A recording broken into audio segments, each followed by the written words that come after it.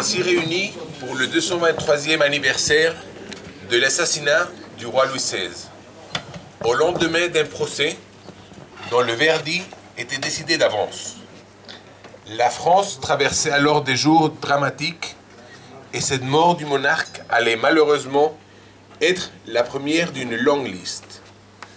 Mais il me semble que se réunir plus de 2 siècles après un événement n'est pas anodin. Les exemples ne sont pas chose courante, ils le sont d'autant moins que cette messe à laquelle nous venons d'assister et pour laquelle je remercie les desservants est loin d'être unique. Ce sont en fait des dizaines de messes qui sont célébrées autour du 21 janvier. Cela dans toute la France et même à l'étranger, puisque la Belgique, la Suisse, les États-Unis s'honorent de cérémonies d'hommage au roi martyr. Ces cérémonies sont importantes et leur sens dépasse de beaucoup ce que peuvent être des commémorations. Seule la mort du roi amène, chaque année, cet événement à se renouveler. Les générations passent et cela continue. C'est au sens propre un événement national et il n'est pas étonnant que chaque année, alors que les médias ne sont pas très ouverts à la monarchie, ils fassent l'objet de séquences à la télévision comme à la radio et d'articles dans la presse, papier ou numérique. Cela donne une autre dimension à cet acte. Nous ne commémorons pas seulement un événement tragique. La mort du roi est d'une autre nature. Elle atteint au plus profond chacun d'entre nous, chacun d'entre vous. Non seulement parce que, comme je le disais en introduction, la justice a été sacrifiée aux passions humaines et partisanes, mais aussi parce qu'elle est contraire au fondement même de l'âme française. Elle est destructrice. Elle a créé un vide dans nos vies, dans nos cœurs et dans nos familles comme dans la société. Ayant perdu son chef naturel, légitime, la société est déboussolée.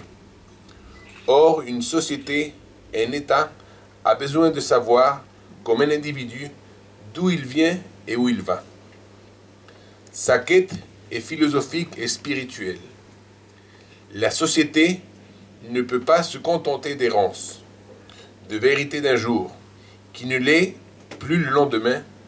Au contraire, elle a besoin de certitude. Les jeunes encore plus, les voir présents lors des cérémonies à la mémoire de Louis XVI, confirment ce besoin d'absolu et de vérité.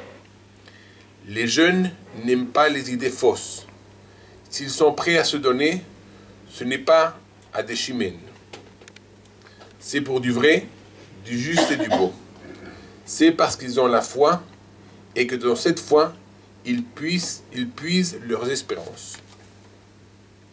Il faut donc voir l'assassinat du roi qui nous unit, non pas seulement comme un tragique souvenir que nous serions quelques-uns à partager, mais comme un appel à mieux réfléchir à ce que nous souhaitons pour l'avenir. Le roi n'est pas mort pour rien. Son sacrifice accepté et offert a été celui de nombreux Français. Son sacrifice, officialisé par un procès, acte dont on attend qu'il fasse ressortir la vérité, a marqué l'entrée de la France dans une spirale de déchristianisation et d'avènement du matérialisme et de l'individualisme dont nous voyons actuellement combien elle est dangereuse. Le fait d'avoir exécuté le monarque a coupé ce lien filial si particulier, si fondamental, qui unissait le roi et son peuple, qui unissait le peuple à son histoire. C'est ce lien qu'évoquent ces commémorations annuelles, ce désir de retrouver la filiation perdue. Tous les grands pays, de la Grande-Bretagne au Japon, de la Russie aux États-Unis, vivent par et pour ce rapport au temps lent de leur histoire. La France, en s'en privant, continue à se mutiler et à se perdre. Depuis près de 2 siècles, les crises succèdent aux crises, dont certaines sanglantes, les républiques aux républiques. Cela ne change rien au vide dont un ministre, et pas des moindres, s'appuyant sur sa formation de philosophe, a reconnu l'existence il y a quelques mois. Ainsi, commémorer cet assassinat plus de 200 ans après qu'il ait été commis, c'est affirmer que l'idée de royauté est toujours nécessaire et vivante. En France, le roi ne meurt jamais, selon l'adage. Il se perpétue. C'est aux Français de lui redonner vie, de retrouver leurs racines. Mais ceci ne peut être simplement formel. La royauté, ce n'est pas une république couronnée.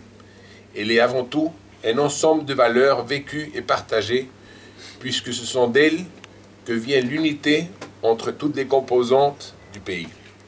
Par le passé, ces valeurs étaient directement issues du baptême chrétien de Clovis.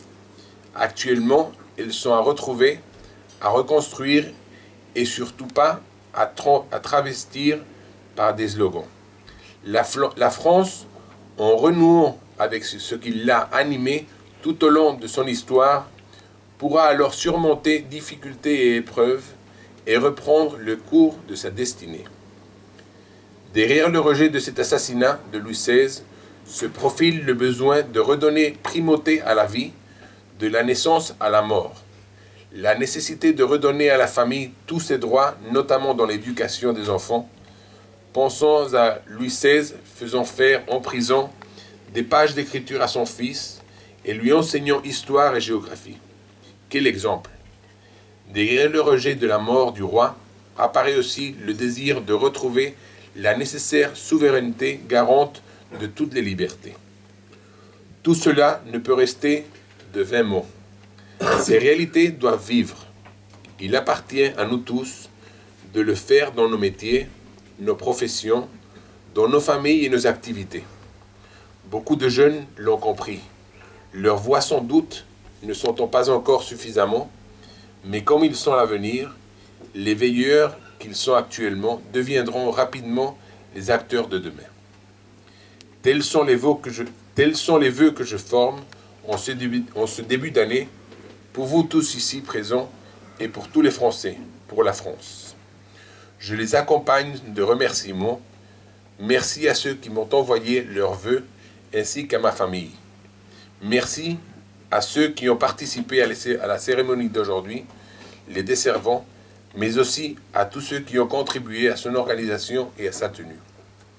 Puisse Saint-Louis continuer à veiller sur la France et Saint-Martin, dont on commémore cette année le 1600e anniversaire, continuer à l'inspirer. Merci.